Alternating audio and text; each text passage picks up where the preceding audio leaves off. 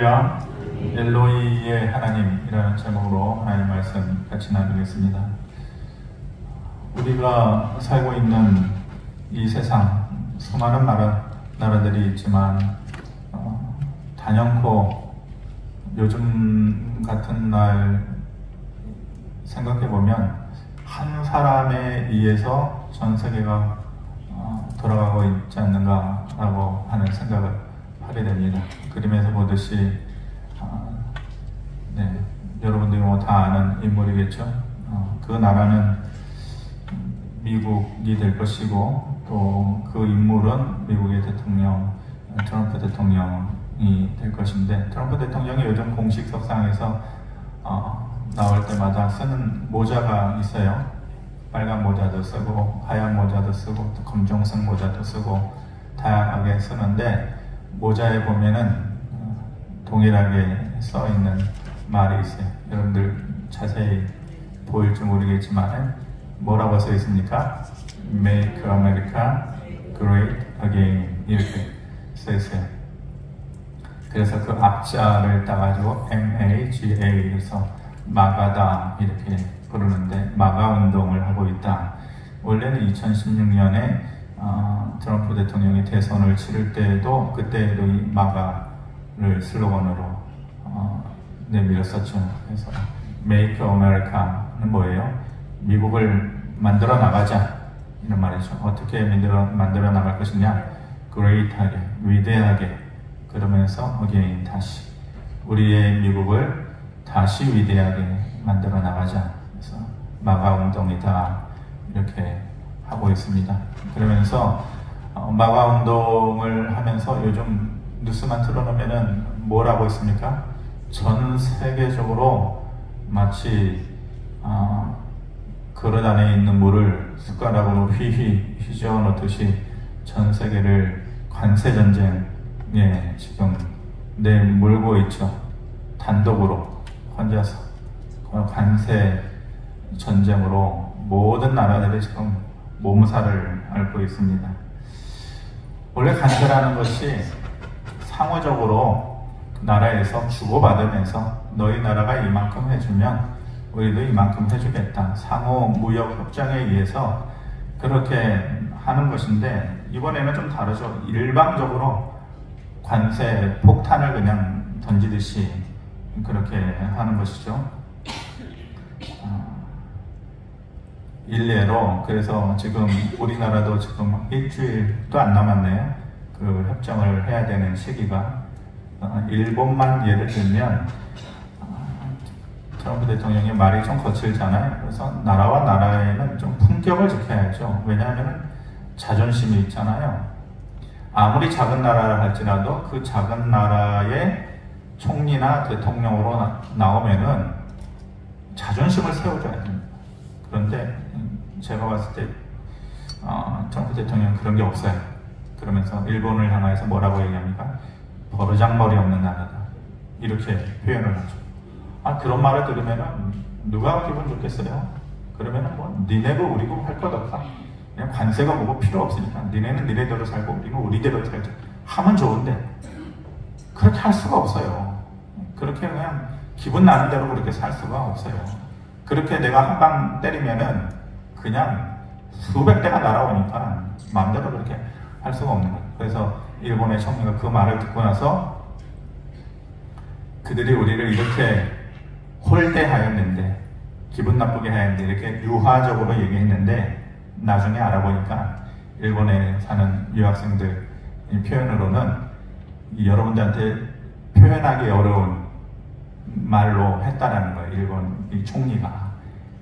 조금 얘기하기가 거시기 한데 제 나름대로 조금 돌려서 얘기하면 이렇게 얘기했다는 건, 미국이 우리를 개똥으로 보는데 우리라고 가만히, 근데 이거보다도 훨씬 심하게 얘기했는데 제가 말을 좀 돌려서 얘기한 거예요. 개똥으로 보는데 우리라고 가만히 있을 수 있냐? 그러면서 막 흥분을 해가지고 하는 것 같았지만은 어떻게 해야 돼요? 할 수 없어요. 힘이 없으니까.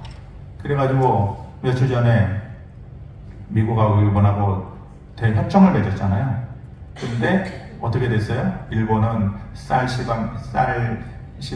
시장도 개방하고 자동차 시장도 개방하고, 그리고 전체적으로는 미국에 얼마나 되는 돈을 투자하기로 약속을 했어요?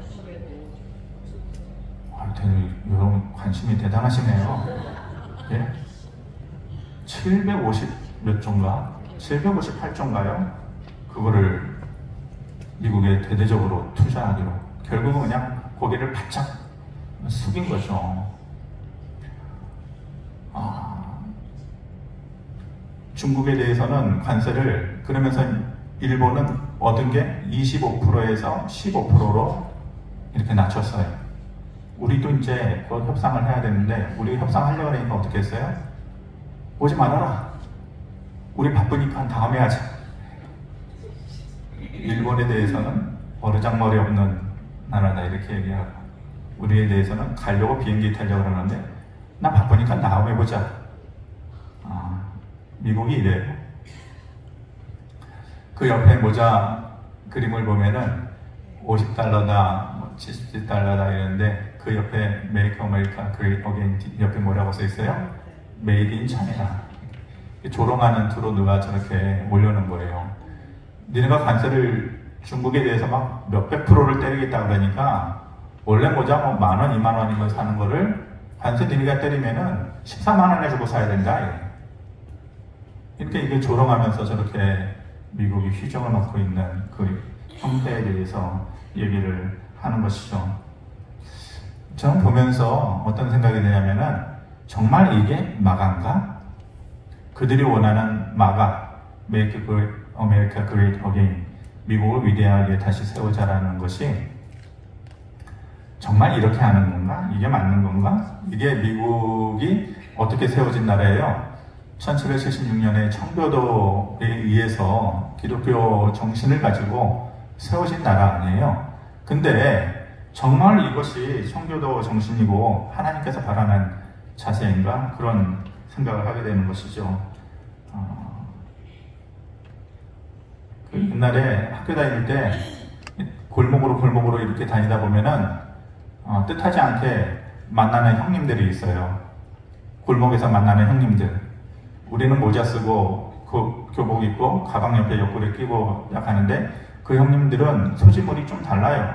모자나 그런 건 없고 입에 그냥 껌만 잔뜩 씹고 이러면서 이제 야, 너 일로 와봐라 이러죠. 그러면서 있는 돈 다 내놔라. 마치 그런 것 같은 느낌을 드는 거예요.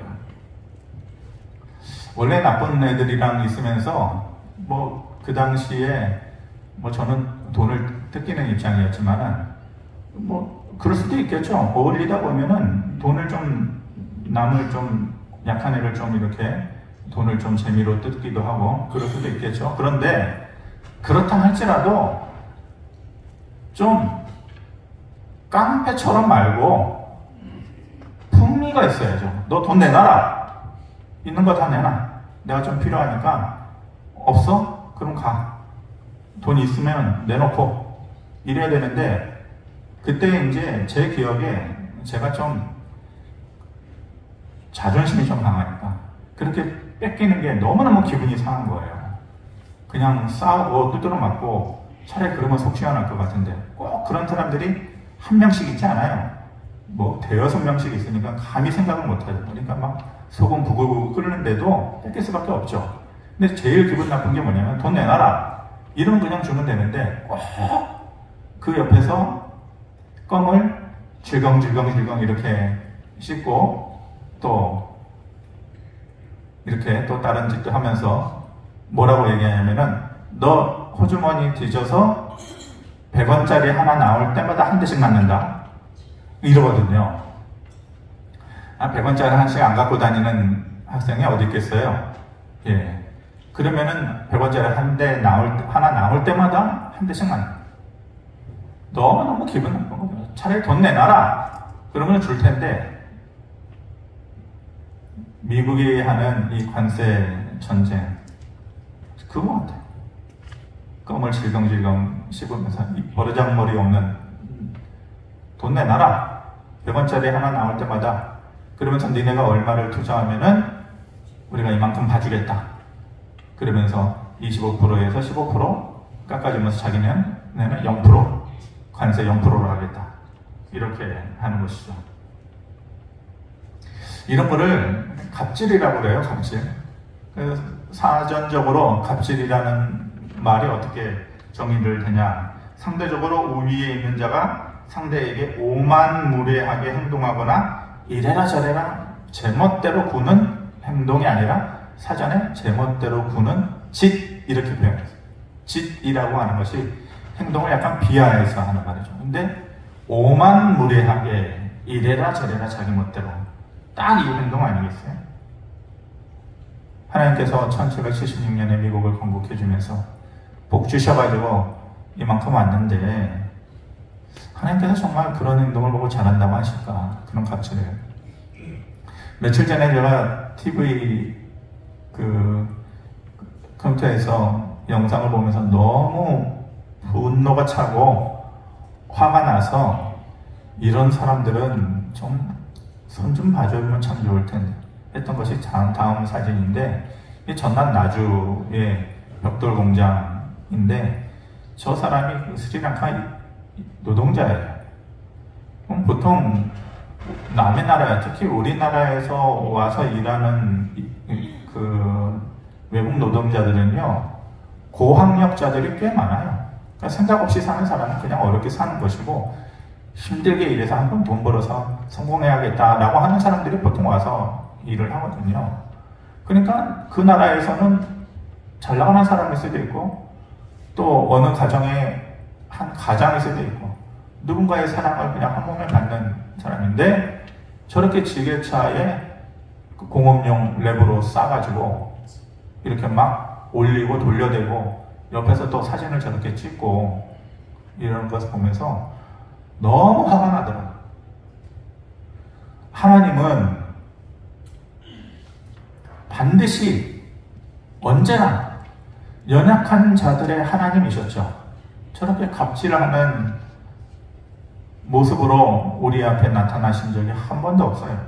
그 하나님의 마음을 읽지 못하는 자는 시간이 지나면 반드시 하나님께서 그에게 심판의 칼을 드시는 것이죠. 연약한 자들, 힘이 없는 자들, 못 배운 자들, 가난한 자들, 병든 자들, 홀로 된 자들, 외로운 자들, 항상 하나님은 그들을 염두에 두셨고 그들을 함께 하셨는데, 이 먼지나도 못한 그 하나님의 창조를 받은 이 비창조물들이 하나님의 속성을 따라가지 못하고 연약한 자들을 괴롭히고 갑질을 하면은 하나님께서 반드시 그들에게 손을 대는 날이 있을 것입니다.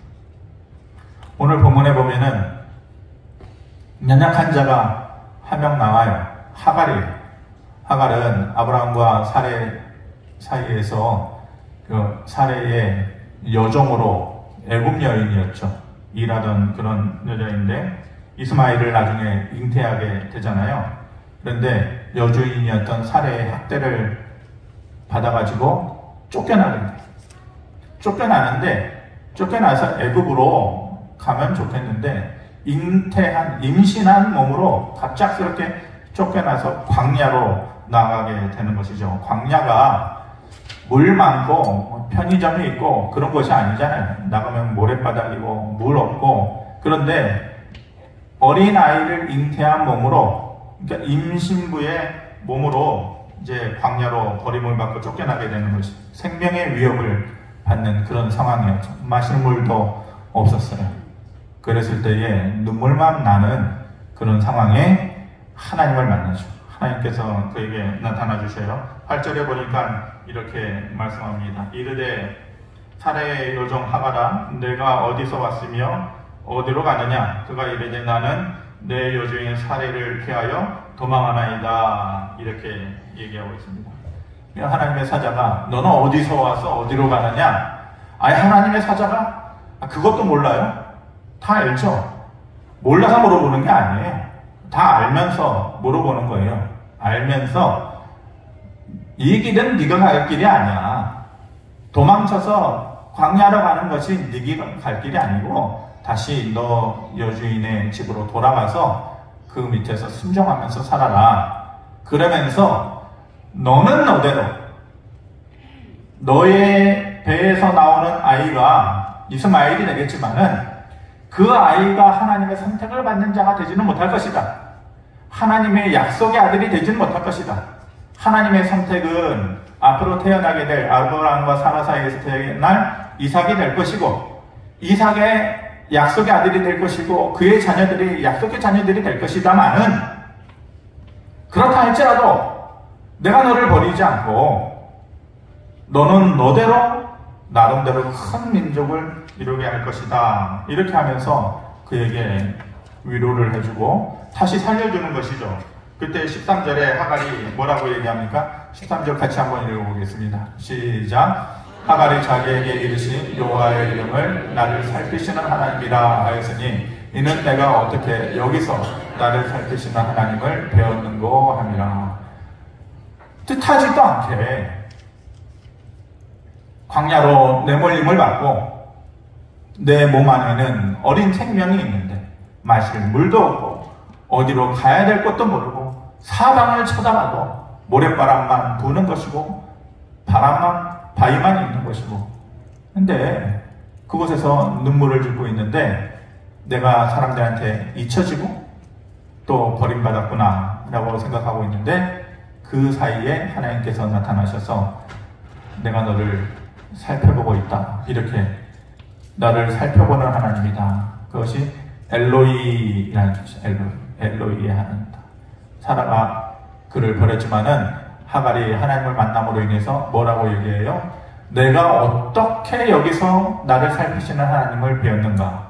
내가 어떻게 여기서 이런 곳에서 아무도 나를 보지 못하고 나를 살펴보지도 않고 이럴 줄 알았는데 어떻게 이런 곳에서 당신은 나를 보셨습니까? 사람은 나를 버리고 잊었는데 어떻게 이런 곳에서 당신은 나를 보셨습니까? 하나님께서 나는 너를 보고 있었다. 엘로이다. 너를 보살피고 너를 감찰하는 하나님이다. 이렇게 얘기하고 있는 것이죠. 아마도 하갈은 좀 많이 후회했을 것 같아요. 내가 왜 그랬지? 이 주인이었던 사례는 잉태하지 못하고 그래서 애굽 여종인 하갈을 아브라함에게 이렇게 허락을 해준 거잖아요. 먼저 아이를 가지게 된 거예요. 그러니까 자기 자신이 뿌듯하고 야, 내 여주인을 하지 못하는 거를 내가 했구나 하면서 여주인을 뭐 했다고 그랬어요? 멸시했다고 그랬어요. 감히 여종의 입장에서 주인을 멸시했다고 그랬어요. 그러니까 참지 못하니까 아브라함한테 얘기해가지고 쫓겨난 것 아니겠어요? 그때서야 비로소 깨닫겠네. 내가 큰 실수를 했구나. 내가 정신이 나갔었구나. 이 광야로 내몰리고 난 다음에 하갈은 아마도 크게 자기 자신에 대해서 후회했을 거예요. 내가 미쳤지. 내가 그 당시에 왜 그랬던가. 정신이 나갔었구나. 한없이 자기 자신에 대해서 자책을 하고 그렇게 하고 있는데 하나님께서 나타나셔서 뭐라는 거예요? 아니다. 그거는 너의 실수 아니다. 네가 잘못한 건 아니다. 너의 실수로 망가진 삶이라 할지라도 내가 다시 싸매어 주마. 이것이 바로 엘로이의 하나님. 너의 실수로 망가졌지만은 내가 그것을 다시 싸매어 주마. 이렇게 말씀하십니다. 하나님께서는요, 마음이 다치고 마음이 상처 입은 사람들, 그 상처를 사람들은 자꾸 그거를 후벼 파요. 연약한 사람들의 그 연약한 점을 다시 후벼 파고 때리고 그러지만 하나님은 결코 사람의 상처를 후벼 파는 하나님이 아니시죠. 오히려 상처 입은 자를 찾아오시는 거예요. 하나님께서 그런 하나님이신 줄 몰랐는데요. 내가 웃고 살면서 즐겁게 살 때 하나님이 내 곁에 계시는 줄 몰랐는데요. 그런데 막상 내 안에 이렇게 상처가 있어서 어쩔 수 없이 이런 모습으로 살고 있는데 당신이 나를 살펴보고 계셨군요. 아무도 나를 안 보고 있는데 당신은 나를 보고 계셨군요. 라는 것을 그때서야 비로소 깨닫게 되는 것이죠. 하나님께서 내가 엘로이의 하나님이다. 너를 지켜보고 그리고 너의 사정을 내가 알고 있다. 라고 말씀을 해주시는 것이죠. 하갈은 애굽 여인이에요. 애굽 여인. 선택받은 백성이 아니에요. 그리고 그의 몸에서 나올 아이가 약속의 자손이 될 수가 없어요. 그러니까 당연히 기억하지 않고 기억되지 않고 잊혀져도 되는 그런 여인이에요.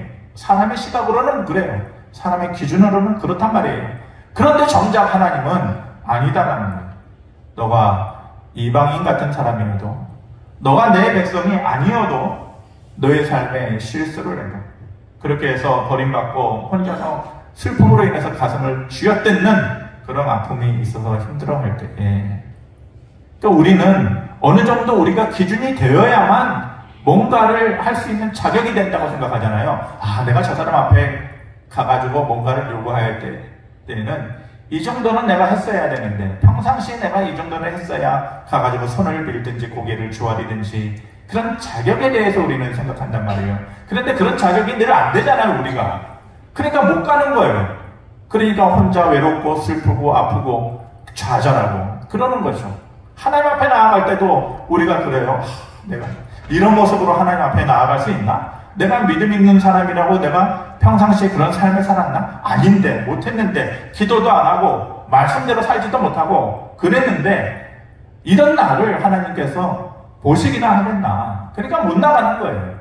그런데 하나님은 애굽 여인이었던 하갈에 대해서 네가 이방인이어도, 네가 내 백성이 아니어도, 그리고 너의 실수로 해서 너의 삶이 망가졌다 할지라도, 그렇게 해서 사람들이 너를 버렸다 할지라도 하나님은 나는 엘로이의 하나님이다.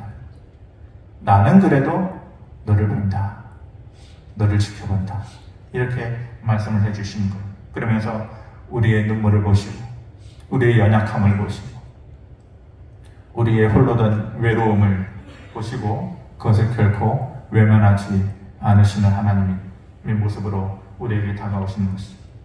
선택하지 않은 백성이라 할지라도 하나님께서 그런 모습으로 살펴보시는데, 저와 여러분들은 어떤 자들입니까? 예수 그리스도의 피로 인해서 그 피의 값으로 하나님의 자녀가 된 자, 선택받은 자, 선민인 것, 약속의 자녀들인 것, 선택받지 못한 자라 할지라도 엘로이의 하나님으로 다가오시는데, 그렇지 않은 우리들에게 하나님께서 뭐라고 말씀하시느냐? 마태복음 7장 11절에 그래서 이렇게 말씀하시는 것이, 같이 한번 보겠습니다. 시작. 너희가 악한 자라도 좋은 것으로 자식에게 줄 줄 알거든 하물며 하늘에 계신 너희 아버지께서 구하는 자에게 좋은 것으로 주시지 않겠느냐? 약속의 자녀가 아니어도 하갈이 선택받지 못했다 할지라도 하나님께서 그런 은혜를 주시는데, 너희가 악한 자라도 좋은 곳으로 자식에게 줄 줄 알거든. 그렇죠?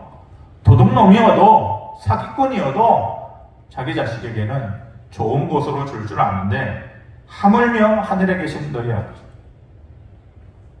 단 하나뿐인 독생자를 너희를 위해서 아끼지 않고 십자가에 매달아서 피 흘리게 하신 아버지 하나님께서 너희를 보살피시지 않겠느냐?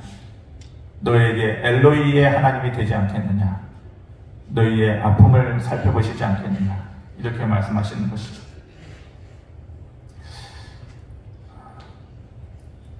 이하를 하나 들고 말씀을 정리하도록 하겠습니다. 일본 사람들에게 이런 그 예술 기법이 있었던 것을 저도 요즘 들어서 알았는데, 원래 우리 그 도자기를 만들고 이런 사람들은 그 자존심이 강하잖아요. 그래서 그릇을 만들든지 도자기를 만들든지 이런 만드는 과정에서 정말 힘겹게 만들고 구워내어도 조금만 흠이 나더라도, 야, 우리는 그거 갖다가 흠 있는 것은 이렇게 돌려놓으면 되잖아요. 안 보이게. 저렇게 예쁘고 비싼 도자기인데 어떻게 그냥 저렇게 깨버리고, 다 너무 아깝다. 우리 가끔씩 그런 거 보면은 그런 생각이 들잖아요. 자존심 때문에 그런 거죠. 완벽한 것을 추구하는. 보통은 그런데, 근데 일본의 그 도자기를 수리하는 기법 중에 킨츠기라는 것이 있다는 거예요. 저도 이번에 처음 알게 됐죠. 킨츠기. 킨이라는 것이 금이라는 뜻이잖아요. 금요일 할 때도 쓰고 또 금빛깔 할 때도 킨이라는 금이고, 찌기라는 것이 이어붙이다. 그러니까 그릇이 깨지면은, 금이 가고 그릇이 깨지면은 당연히 버려야죠. 아무리 비싸고 그렇다 할지라도, 무슨 고려청자다 할지라도 어떻게 할 수가 없어요. 그걸 뭐 본드로 갖다 붙이겠어요? 그러면 그것이 원래 가치가 보존이 되지가 않잖아요. 그러니까 아까워도 버리는 거예요. 비싼 거여도 버리는 거예요. 그런데 일본 사람들이 그렇게 하지 않는다. 킨츠겐. 저렇게 사진에서 보듯이 깨지고 금이 간 부분이 있으면은 버리지 않고 그 부분을 오칠을 다시 싹 하고, 깨진 그 선대로, 라인대로 깨진 부분을 뭘로? 금으로 이렇게 입힌다라는 거예요. 그래가지고 버리지 않고 다시 그것을 원래의 상태대로 만들어 놓는데, 여러분들 보시기에는 어떻게 보이나요? 아이고 추하다 이렇게 보이나요? 금으로 깨진 부분을 만들면서 새로운 예술작품을 만드는 거예요. 예술작품을 만드는데 그것이 원래 깨진 것보다도 더 빛나 보이는 거예요. 그리고 금으로 그것을 입히기 때문에 그것이 더 화려해 보여요. 원래는 이런 모습이 아니었겠죠. 그런데 떨어뜨렸든지 실수를 했든지 그래서 깨지고 금이 갔는데, 버려져야 하는 것인데 그렇지 않고 다시 오칠을 하고 깨진 부분을 금으로 다시 덧입혀 놓는 것이죠. 어떤 과정이 있어야 이게 가능해요? 깨져야만 이 일이 되는 거예요. 깨졌기 때문에 더 화려해지는 거예요. 깨지지 않으면은 저렇게 금으로 입혀질 수가 없어요. 깨진 그 홈이 있고 부분이 있어야 다시 그 부분을 금으로 메꿔 놓는 것이죠. 깨졌기 때문에 더 화려해질 수 있는 거예요. 깨지지 않으면은 저렇게 될 수가 없어요. 사람은 자기의 인생이 깨지면 이게 내 실수구나, 내 잘못된 때문이구나, 내가 내 인생을 깨뜨렸구나, 이렇게 생각을 해요. 그래가지고 자기 자신에 대해서 자책을 하고 포기하고 이러잖아요. 내가 내 인생을 깨뜨렸구나, 아니면은 그 외부적인 요인 때문에 내 인생이 이렇게 망가졌구나, 깨졌구나, 깨진 인생이야, 이렇게 생각하잖아요. 근데 하나님은 그런 우리의 인생을 킨츠기 하신다. 망가진 하갈의 삶에 나타나셔서 내가 너를 살펴보고 돌아가면 내가 너의 삶을 나름대로 킨츠기 해줄게 하면서, 하갈의 몸에서 나온 이스마엘 나름대로 그 위대하고 큰 민족을 또 이루는 거죠. 그 외에 역사적이고 다른 요인이 있다 할지라도 하나님의 약속은 그것이었어요. 포기하지 말아라. 네가 여기서 버림받은 거 아니야. 돌아가면 너는 너대로 너에 대해서 나오는 애가 큰 민족을 이룰 것이다. 하나님의 은혜였던 것이죠. 우리의 인생도 마찬가지죠. 안 깨뜨려지려고, 안 무너지려고 애쓰고 노력해도 힘이 모자르거나 내가 부족하거나 연약하거나 깨질 때가 있어요.